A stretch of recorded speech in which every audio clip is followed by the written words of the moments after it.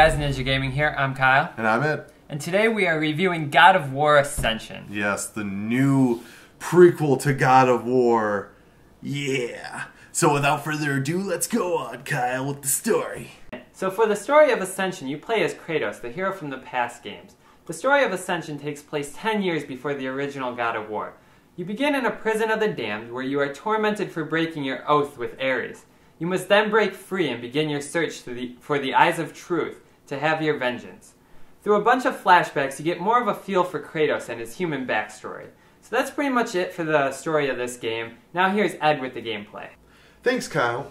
Now with the gameplay and multiplayer. Now with the gameplay, first of all, if you ever played any of the other God of War games, this has the exact same concepts. The same, fast time events and the same sort of gameplay and same sort of controls. It's all still there. But for everyone who hasn't played it, I'm going to explain it. Now, first of all, the graphics to this game are amazing. The graphics is just so amazing and everything that you just see, the little speck of dust that's in the air and everything. And it's just all around amazing. And I know I've said this a lot, but this is like next gen amazing. So for all the people who haven't played God of War, of course, you have your trusty Blades of Chaos back in this game.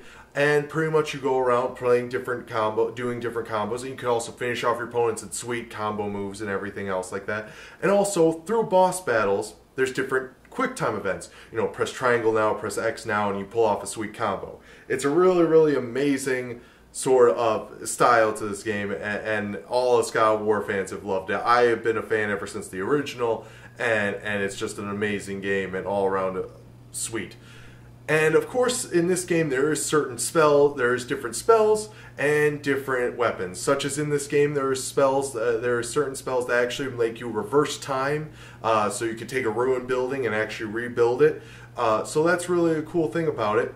Also, just like in old games, all the weapons you can amp them up, with the certain money that you get in the game, or the red orbs if you want. So it's just really the same old games and everything, and this is just a really cool hack and slash puzzle game that's just amazing to play. And of course the story to this game, as Kyle told, it's an amazing story. Still has all the mythical creatures and different weapons and everything that we all know and love in the series. Now with the multiplayer, and this was a cool concept that God of War brought up. But see, multiplayer is kind of just a hack and slash right now. It's somewhat like that. But the cool thing about this is they still added somewhat of a custom character. There's not really a lot to it, such as you can't make your guy either a male or female. It's just straight out male. You could change his skin, of course. And really, that's really it. Also, you could change his armor, you could change his weaponry, and you could also change his different abilities. So, different magic and different things and stuff like that.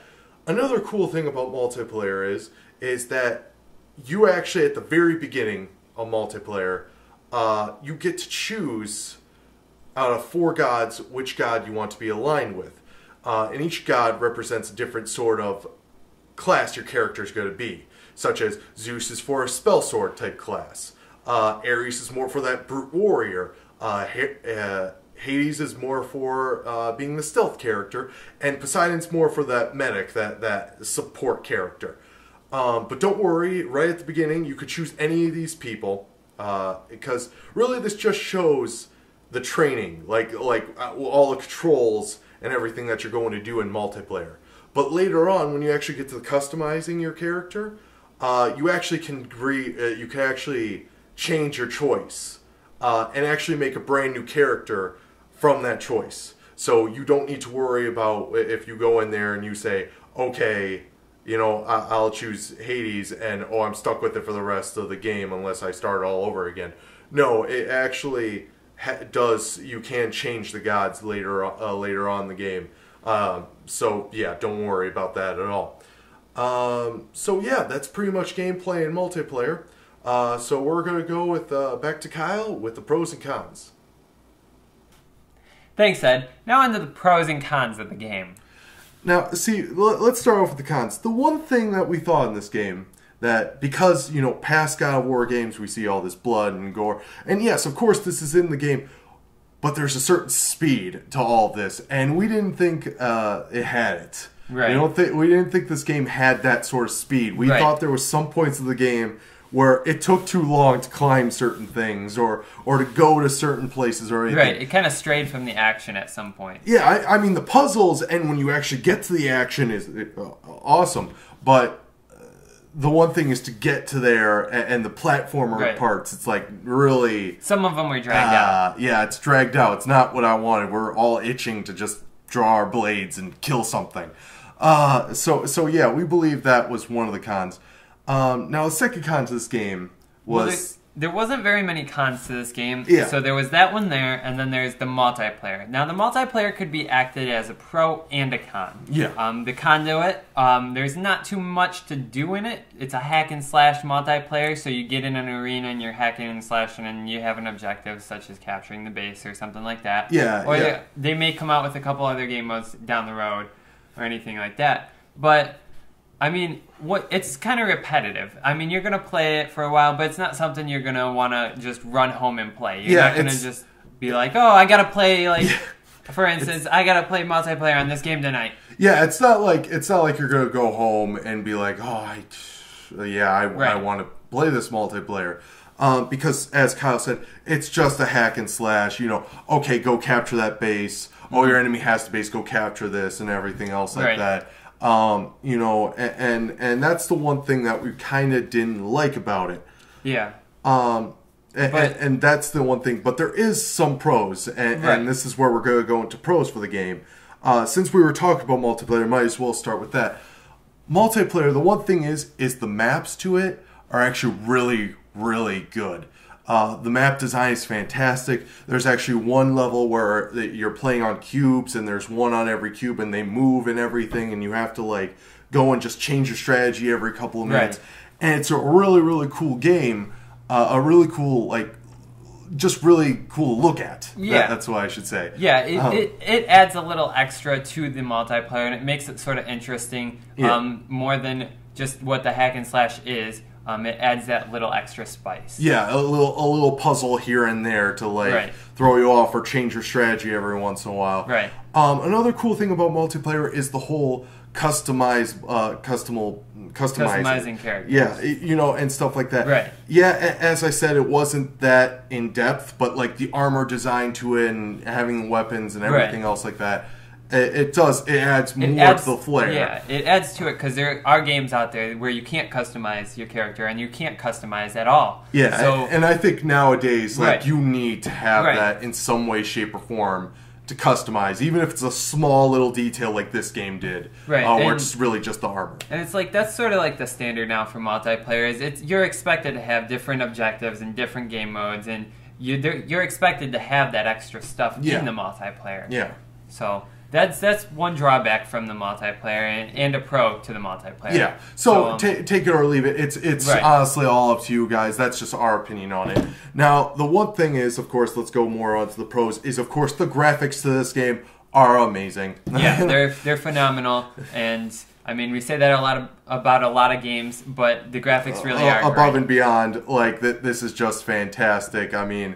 and this is just getting us ready for, the PS4 and the new Microsoft system and everything else like that. We're just excited to see what's going on next. So yeah, and of course, this also has, the good thing is this also has the major feel of the old games. Right. There really isn't, if you played the past God of War games, you're going to be comfortable with everything in here. There's some change here and there. Some different abilities, some different weapons. Right, and like Ed said in the gameplay, there's different. They put on a new pickup system, so you can pick up random objects. Yeah, and stuff you can pick up different weapons. Yeah, different weapons and that things are to use. Yeah, stuff that's in the environment you can pick up. Like just a random sword here or a random hammer there. That's the cool thing about it and everything. Right. So yeah, that's honestly one of the pros to the game. And just the story is also really good to this game. It really, as you said in the story, Kyle, is that more feeling. Yeah, you get more of a feel for his backstory, and I mean for him as a human before all this stuff happened. This revenge and but I mean, it's kind of a debatable topic as well because I mean, the story, yeah, it kind of adds to it and it gets you that backstory, but it doesn't really progress the story from the last game. Yeah. Of course, this is a prequel and everything, and most people who have played God of War 1 and 2 and 3 and all those others, you know, they already know his backstory pretty well. Right. Like, so even from the first game, you know what he did. So you want to kind of just move the story on and progress it rather than just go back and get some more feel for the backstory and his human like. Yeah.